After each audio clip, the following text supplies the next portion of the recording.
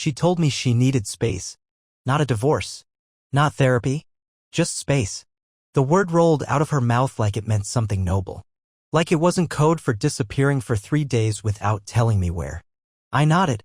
Said okay.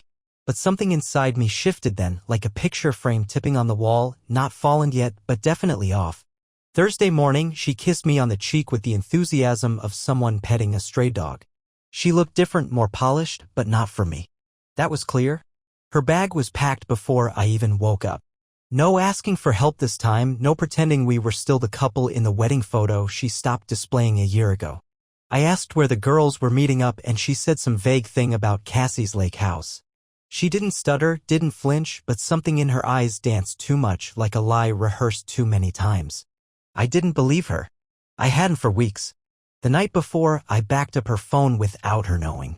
I stayed up until 3 a.m. piecing together messages, calendar events, Uber receipts, and an Airbnb confirmation with 1 king-sized bed for 2. The name listed on the booking wasn't Cassie. It was Dylan. That name hit me like static in my chest. Not because I knew who he was, but because I didn't, and I should have. We've been together long enough that I should have at least heard of the guy my wife was arranging getaways with. He was no old friend, no coworker, just a name she tried to bury under giggles and vague stories. And somehow I let her. But the worst part?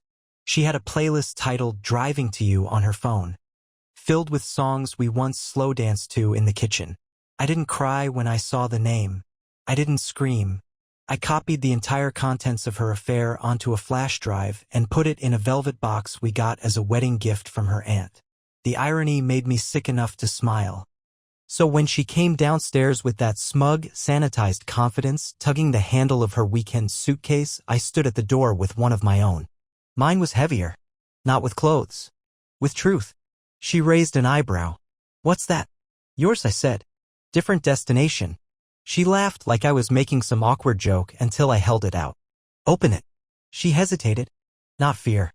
Not guilt. Annoyance. Like I was wasting her time. Like she had somewhere more important to be, which clearly she did. When she popped the latch, the color drained from her face like it was yanked from beneath her skin. Inside were printed screenshots of every message between her and Dylan. Photos she'd sent him, none of them explicit, but every single one intimate in a way she never looked at me anymore. I'd laid out the hotel keycards she kept in her nightstand, the ones she thought I didn't notice were multiplying. And finally, the velvet box. She didn't touch it. You planned this? She asked, but her voice wasn't angry. It was almost impressed. Like I'd finally done something she didn't expect. You were going to go lie to my face again, I said. So I figured I'd tell you the truth instead. She tried to deflect. Said she didn't know what I was talking about. Said I was being dramatic. Said maybe we needed a break, like she hadn't already been on one every other weekend with a man I'd never met. I told her to sit down. She didn't. So I told her I'd been tracking the pattern, how every girl's weekend lined up with Dylan's work trips to the same cities. I told her how Cassie was more than willing to confirm she hadn't seen her in over a month. And I told her I hadn't slept in our bed since last Thursday, not out of anger, but because it started to smell like a stranger. That's when she said something I'll never forget. I didn't think you'd find out. Not I'm sorry. Not let me explain. Just that. A flat admission, like I was an idiot for catching up. And still, even then, I asked her, why? She looked right at me, eyes dry, voice steady. Because I wanted to feel something again. It hit harder than anything else. Not because it was dramatic. Not because it was cruel, but because it was the only honest thing she'd said in months. And that's when I knew we were way past saving. She didn't cry. Not even when I asked her to leave. You'd think a decade together would earn at least one tear. But no. She just stared at me like I was an inconvenience, like I'd interrupted some great romantic film she was starring in and I wasn't even in the credits. I'll come back for my things on Monday, she said, as if we were roommates splitting a lease, not partners with a history soaked into every damn piece of furniture in the house. No, I said. You won't. She smirked at that. Smirked. Like I was cute for thinking I had a say. You don't get to decide that, she replied. I already did, I said. And then I stepped aside. Behind me in the hallway was everything she'd ever called hers. Clothes, shoes, makeup, hair tools, a drawer full of trinkets she thought I never noticed, birthday cards from old friends, that stupid scented candle she said smelled like comfort. All boxed, taped, labeled, waiting by the door like obedient little soldiers ready to be deployed. It took me 3 hours the night before. I'd done it all quietly, methodically. No rage, no smashing her perfume bottles or tearing her clothes.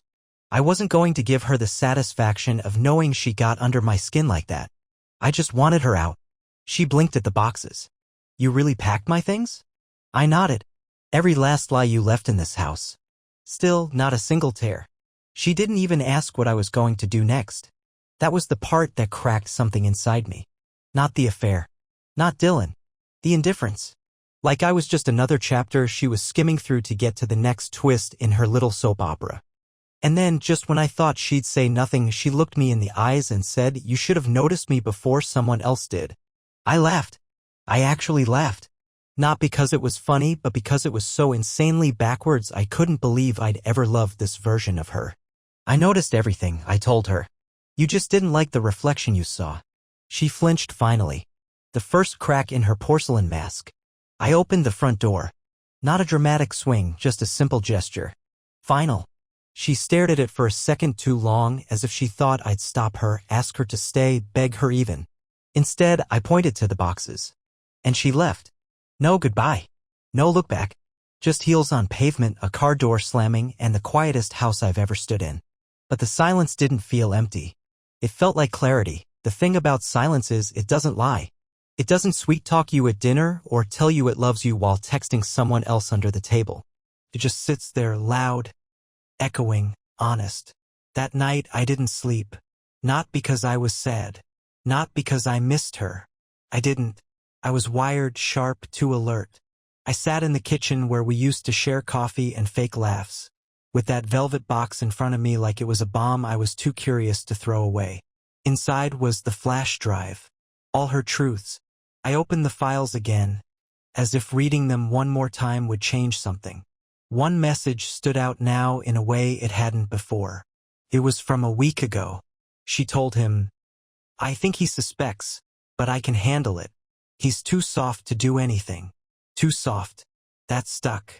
I sat there with that phrase bouncing off the insides of my skull like a bullet in a metal room.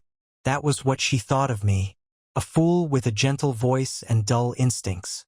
A man she could lie to, again and again, because he wouldn't swing back. The next day I called Dylan. Not to scream. Not to threaten. I wanted something else. The truth. I had his number. She saved it under Debbie Work, like a cartoon villain. Sloppy. He answered on the third ring. "Hello. Is this Dylan?" A pause. Then cautious. "Yeah. Who's this?" "You know who this is." Another pause. Then a breath. "Look, man." "No."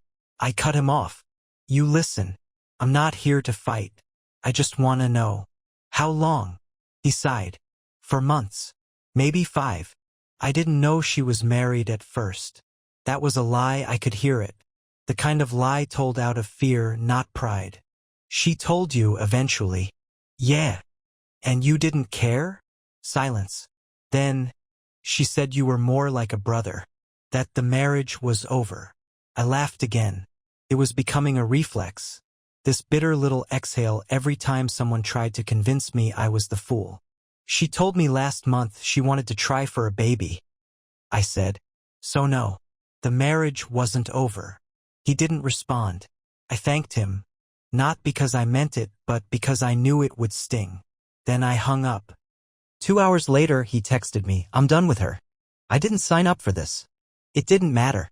She already signed both of us up. And she was far from done. That night, I got a knock at the door. I opened it, half expecting to see her. But it wasn't Madison. It was her mother. Her mother stood on the porch like she'd sprinted through a storm, though the night was dry. Purse clutched like a weapon, eyes darting around the front yard as if reporters might jump from the hedges. No hello. No smile. Just, "Is she here?" I didn't move. Not anymore. She exhaled like someone let the air out of her carefully constructed world. Then she pushed past me, uninvited, into my house, our house, like she still had some inherited right to walk through it. She stopped in the hallway, eyes landing on the empty photo frames I'd cleared off the shelf this morning. One had shattered when I pulled it down. I didn't clean up the glass. She turned slowly. What happened? I wanted to laugh, but I was so far past laughter it came out as a flat, hollow noise. You really don't know? I asked. I know my daughter called me crying, saying you threw her out. Threw her out, I repeated, like she didn't deserve to be launched from a cannon. She flinched at that, then straightened, slipping into that same tone Madison used when she lied. Calm, smooth, almost motherly. Marriage isn't perfect, you know? People make mistakes. I stepped toward her, slow and deliberate. Was it a mistake when she told him she loved him? When she booked hotels under fake names? When she deleted every text and made me believe I was losing my mind? She tried to hold my gaze. Couldn't. She looked down. I raised her better than that, she whispered. No, you didn't, I said. You raised her to perform, to pretend, to smile and lie her way into rooms she never earned. You raised her to believe that consequences are for other people.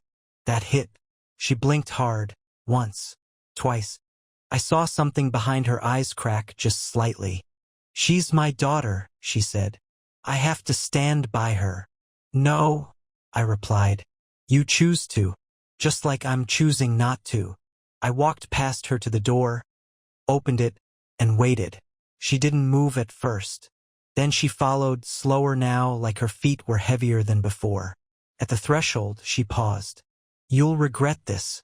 No one comes out of something like this clean. I looked her in the eye. She cheated, I said. I found proof. I confronted her with it. She didn't deny it. She didn't apologize. She walked away like it meant nothing. If I'm not coming out clean, it's because your daughter dragged me through the filth she made. She opened her mouth, but nothing came out. Then she left. I shut the door quietly. 10 minutes later, Madison texted me. You didn't have to drag my mother into this. No apology. No ownership. No shame. Just blame. I stared at the screen, my fingers trembling with something deeper than rage. Then I did something I hadn't done in years. I blocked her. Her number, her email, every last handle of her curated online persona gone. I swept them off my digital map like she'd never existed. And just like that, the silence in the house didn't feel like silence anymore. It felt like space. The morning after I blocked her, I woke up expecting to feel that ache. You know, the one, like something's missing, some limb you forgot you lost. But there was none of that. Just air. Real, clean, silent air. Then came the knock. Not aggressive. Just persistent. Like someone trying not to wake a baby but still refusing to leave. I opened the door already knowing who it would be. Not her. Him. Dylan. Standing on my porch in jeans and a hoodie like some sad apology had climbed into a human body and driven here. He didn't speak at first. Just stood there holding a cardboard box like a delivery man with a conscience. I brought you something, he said. I folded my arms. Shouldn't you be delivering it to her? He shook his head. She doesn't know I'm here. That was supposed to impress me. Didn't. I stepped outside, closed the door behind me. No way was I letting him back into the house she poisoned. He held out the box. It's everything she left at my place. Letters. Notes. Some crap she said you'd never see. I figured maybe. You should. I didn't take it. What do you want from me? I asked. He looked me in the eye. Nothing. I just didn't want her to keep winning. The way he said it, it wasn't bitter. It wasn't angry. It was tired. Like a man who'd finally realized the prize he fought for was fake gold. She lied to me too, he added. Told me you were abusive. That you cheated first. That she was trapped. I stared at him, not speaking. She made me feel like a hero, he went on. Until I figured out I was just her backup plan. I didn't feel bad for him, but I did recognize the expression he wore. It was the same one I'd seen in the mirror a week ago. Betrayal stripped of adrenaline. Just the bruise that lingers after the punch. I took the box. He left without asking for forgiveness, which was the first smart thing he'd done. Back inside, I set the box on the table and opened it. She'd written letters. Dozens. Not to Dylan. Not to friends. To me. Every one of them unsent. Some were full of rage. Accusations about how I didn't make her feel alive. Others were pitiful. Pleas for understanding. Excuses wrapped in self-pity. One said, "I need him to want me more than you do." Another said, "If you loved me better, I wouldn't have looked elsewhere." Every letter was a page of rot. Excuses in cursive. But there was one, dated 2 months ago, that stopped me cold. Sometimes I fantasize about telling him everything, just to see how much he'll take. I want to watch him unravel and still crawl back to me. That's when I'd know he really loves me. She wanted to break me, on purpose. Not because she was confused. Not because she was lost. Because she wanted control. It wasn't about Dylan. It wasn't even about me. It was about seeing if she could destroy something and still be worshipped for it. I closed the box. And for the first time since this started, I didn't feel angry. I felt dangerously calm. Because now I knew exactly who I was dealing with. And I was nowhere near finished. There's a difference between letting go and giving up. Letting go is freedom. Giving up is surrender. That night, sitting with that box of manipulations dressed as handwritten truths, I didn't feel like a man who'd given up. I felt like a man who'd just figured out how deep the hole was, and exactly how long the rope in his hand could stretch. The next day, I filed for divorce. No warnings. No final talks. No drawn-out closure conversations that would let her spin a final performance. Just paperwork. Efficient. Clinical. Cold. My lawyer. A quiet guy named Mark who'd once told me he'd seen marriages end over lasagna recipes. Barely blinked when I slid the documents across his desk. He read through the details in silence, then asked if I wanted to include the evidence. I dropped the flash drive on his notepad like a mic. He raised an eyebrow. "You sure you want to go scorched earth?" "I'm past scorched," I said. "I want the ashes swept, bagged, and sent back." He nodded. 3 hours later, the papers were in her inbox. Certified. Traceable. Final. She didn't reply. But later that night, Cassie did. Yeah. That Cassie. The one Madison had blamed for all her getaways. She messaged me on Facebook. Something short, tight, frantic. "Call me. Now." It's about her. So I did. Cassie answered on the first ring, already mid-sentence. I didn't know how bad it was. I swear to God if I had. "Cassie." I cut in. "What's going on?" She hesitated. Then, "She's been telling people you hit her." Silence. Then my voice, low and careful. "What people?" "Everyone.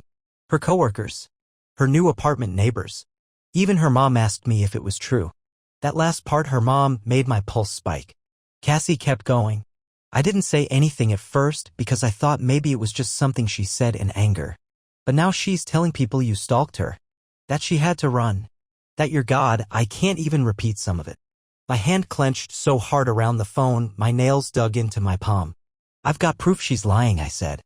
"Dates, timestamps, texts, the whole deal." Cassie exhaled in relief. "Good. Because it's getting out of hand. I didn't sign up to be her alibi. And I'm not going down with her." There it was. The allies were crumbling. The empire was cracking. But the worst part? She wasn't panicking. She was strategizing. I could see it now, clear as glass. She wasn't trying to win me back. She was trying to rewrite the story.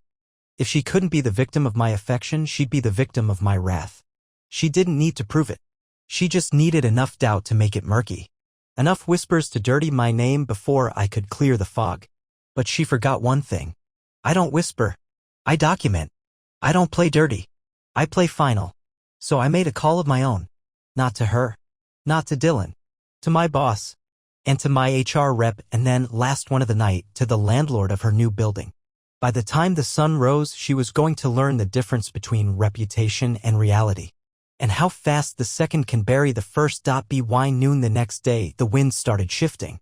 Not in my favor because this wasn't about luck anymore. This was about precision. About dragging every thread of her performance into the light and setting it on fire one by one. The landlord called me back first. Nice guy. Nervous voice. I could tell he didn't want to get involved. But the moment I mentioned she was spreading false accusations against me, on record he started singing. Apparently, she'd told him I was abusive, said I might show up at any time, and that he should be ready to call the cops if I loitered near the building. She even asked for additional security around her unit, like I was some kind of horror movie villain stalking her after dark. I asked him if she'd provided any proof. No, sir, he said. Just her word. That's the thing about trust. Once it snaps, it cuts both ways. I thanked him, then sent him a folder of signed statements from friends, neighbors, and coworkers, including Cassie's own account, with timestamped messages to match. I told him I wasn't looking to harass her. I just wanted her lies documented. He said he understood. The HR call went smoother. My company already knew something was off. Madison had been contacting them, fishing for details about my schedule, asking subtle questions about whether I had mental health challenges and if I was coping well since the separation. She worded it delicately, but the implication was razor-sharp. She wanted my job. She wanted to paint me as unstable, as dangerous. Not enough to file charges, but just enough to make me questionable. That's when I dropped the full record of our digital life together into their hands. Every text, every email, every time she asked me to make dinner or book us a getaway or begged me not to leave her because she didn't want to be alone. It was all there. They thanked me for being proactive. Then the final piece fell. Dylan. He texted again. She's telling people I pressured her into it, that I manipulated her. Bro, she's making me sound like a predator. There it was. She was burning the whole field now. Not just me. Everyone. Anyone who had touched her story, who might expose her truth, was now collateral. I asked him to meet in person. We sat in a coffee shop. Two men who never should have known each other, linked by the same detonation. He looked 10 years older than he had on my porch. She told me she lied about you, he admitted. Said you were never violent. That she made it up to get ahead of the story. Her words. I slid my phone across the table. Would you say that in writing? He nodded. No hesitation. So I hit record. He spoke clearly, simply, like a man who finally knew what was at stake. She used me, he said. She used both of us. And just like that, my final insurance policy clicked into place. I wasn't just fighting to clear my name anymore. I was preparing to bury hers. Not with revenge. Not with threats. With truth. And once truth has paperwork, it doesn't lose. The email I drafted that night wasn't poetic. It wasn't vengeful. It was surgical. Subject line, formal statement regarding false allegations by Madison, last name. Attachments, affidavit from Dylan confirming her manipulation, screenshots of messages contradicting her abuse claims, timeline of documented behavior, including her attempt to damage my employment, statements from Cassie and mutual contacts, voicemail from her mother expressing disbelief in her daughter's accusations, HR incident logs showing her inquiries and my reports. It wasn't revenge. It was protection of my name, my work, and my future. I CC'd my attorney. BCC'd Madison. I wanted her to see it but not feel invited to respond. Not anymore. I hit send at 2:37 a.m. At 2:48 a.m. my phone lit up. Blocked number. I let it ring. Then a voicemail dropped. Her voice. Trembling.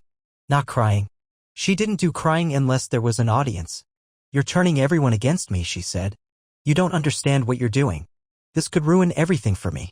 Just stop. Please. Can we talk? No apology. No remorse. Just desperation camouflaged as victimhood.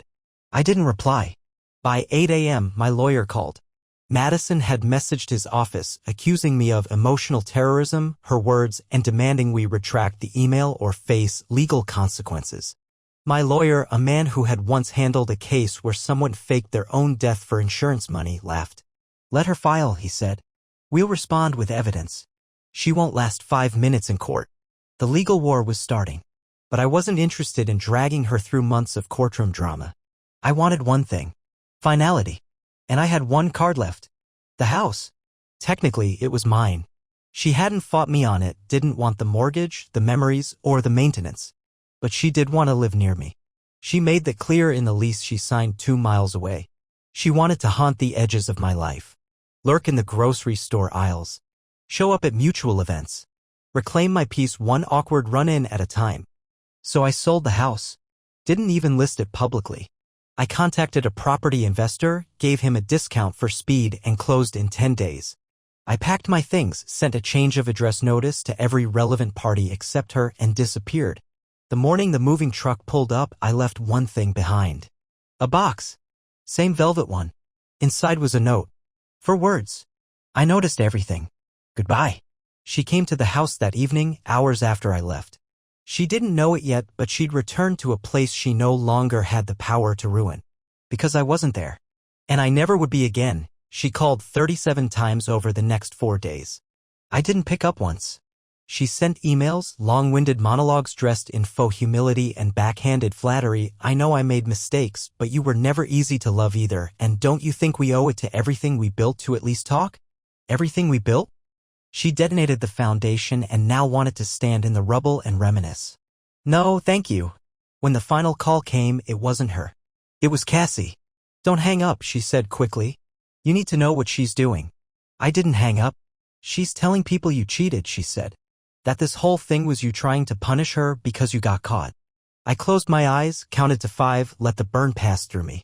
She even posted about it, Cassie continued. Some long thread on her private account. You're lucky I still follow her. She's getting sympathy again. Of course she was.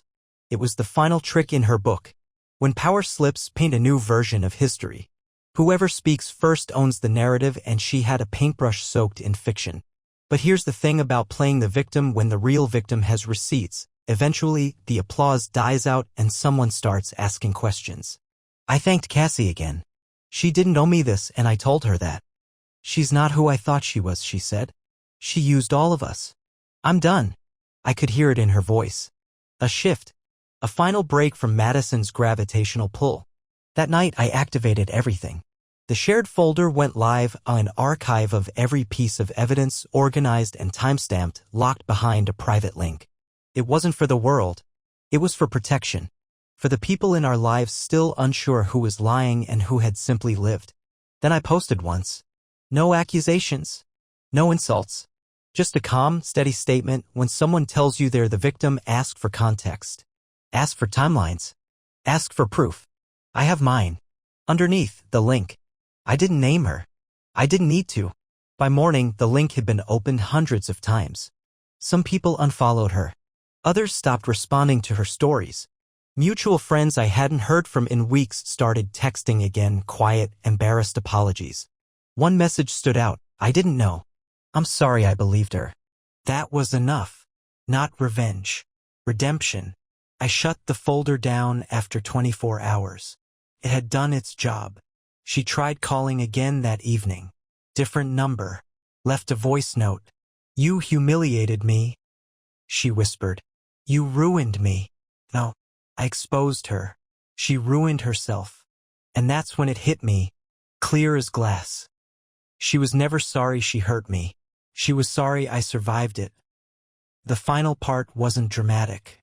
No big showdown. No courtroom speech. No tears in the rain. Just stillness. A quiet sort of clarity that settles in once the storm's ripped through and you're left with nothing but air. Clean. Unclaimed. Finally yours again. I moved into a new apartment a week after the sale cleared. Smaller. Warmer. Not a single item in it reminded me of her. I bought new plates. Threw out every glass she ever sipped from. Even changed my shampoo, not because I had to, but because I could. The silence in this place, it was different. Not the dead kind like before, the kind that creeps in when love starts dying. No, the silence hummed. It felt earned. One night, while unpacking the last box, I found a photo. It had slipped between 2 books, us years ago, laughing in a field during some trip I barely remembered. I stared at it. Not with anger. Not with longing. With understanding. She wasn't always like that. And maybe once I wasn't either. Maybe we both wore masks until the seams split and the truth slipped out, messy and real. She chose to bury it. I chose to face it. And I chose to leave it there. No fire. No ritual. I just placed the photo in a drawer I'll probably never open again. The divorce finalized without protest. I didn't go to court. My lawyer called, said it was over. She didn't contest anything. I'd won by giving up what she thought I would chase forever, her. In the weeks that followed, she tried little things. A friend request. A memory tag on a post. One message that just said, I miss who we were. I didn't block her this time. I just didn't answer. Because that's the real end, isn't it? Not when they stop reaching out, but when you stop feeling the need to respond. And now? Now I wake up without dread. I make coffee and drink the whole cup while it's still hot. I work, laugh, run errands, exist without the constant drag of doubt anchored to my back. I'm not broken. I'm restored. So if you're reading this and you're where I was, let her go. Let the lie fall apart in her hands. Walk away so far that when she tries to rewrite the story, there's no one left to play the villain but herself. And when the silence comes, don't fear it. Own it. It means you're free.